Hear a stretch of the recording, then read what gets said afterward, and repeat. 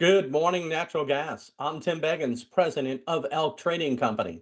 And today, the February contract right now is currently down, currently trading at 356.70, down 11.9 cents or over 3.23%. And as you can see, the trend is lower. Why? Because we're still below the 13 and 48 period exponential moving averages.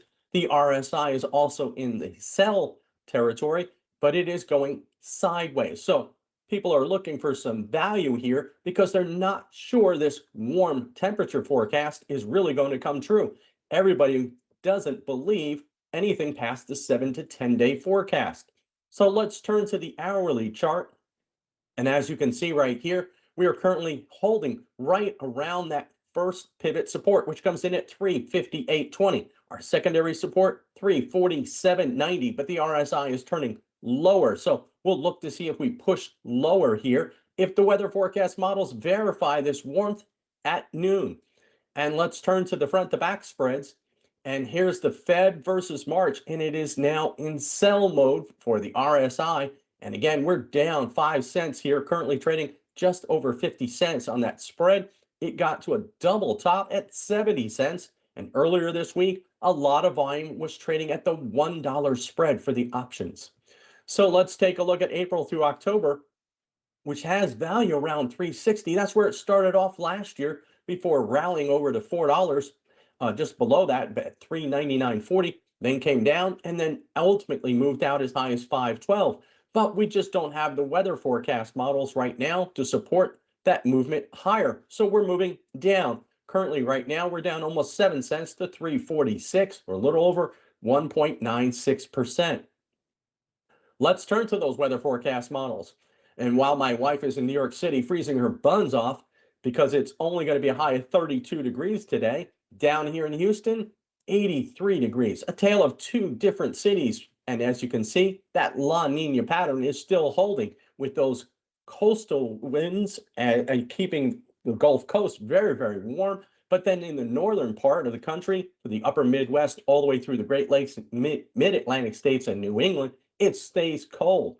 What about Europe? Well, Europe is getting colder and is still forecast to stay that way for a couple days. And that means that its 5-year average deficit for storage may explode as high as 500 BCF, meaning they're low and getting lower as the weather comes in.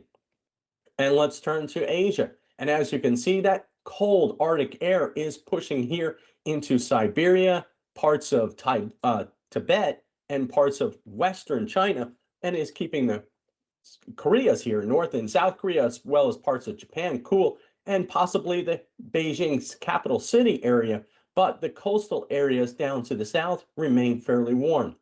What's going on? Well, look at the bigger picture here. Europe seeing colder temperatures, as you can see. Again, Asia, same thing here. The Koreas, Japan, and parts of the capital city of China, Beijing, but the United States, that zonal pattern, as you can see here in La Nina territory. And look at how warm it is in Texas. This continues as we move forward. And what about the snowpack? Well, look at something else that's very interesting here. The ice has started to warm up, unfortunately, in the Hudson Bay area. And so we've got some patches of open sea, but we still have nice snow cover across the upper Midwest, Great Lakes, into the mid-Atlantic states and New England. So those will keep temperatures down at least for the next 7 to 10 days. What else is going on? Drought. And this is the year-end release here. And as you can see, the drought is getting worse in Texas. That's going to be a big problem. And look what else is going on. Florida, the southeast, is getting very, very dry. We desperately need some rain, but here we are. We're going to transition into ENSO neutral conditions, which are more variable, and then El Nino as we get into summer. That may mean lower hurricane activities. And here's the stocks in the oil and gas E&P sector. These are stocks between $2 and $10 billion and have a high short float. And as you can see, it's a sea of red. Unfortunately, to start 2026, this is not very good. Why? Because crude and natural gas prices continue to remain under pressure. And here we are recapping again for the spot February contract. Currently, we're trading at 357.30, down 11.3 cents, just a little bit over 3%. The RSI is going sideways, but it is still in sell mode. So looks like we've still got trend is lower, pressure is to the downside until we get some weather pattern changes. So stick to the pivot system on the hourly charts and stay out of trouble. Hopefully you'll have a great 2026. Tell us what your thoughts are in the comment section below. Please hit that like and subscribe button. Thanks for listening. We'll see you soon.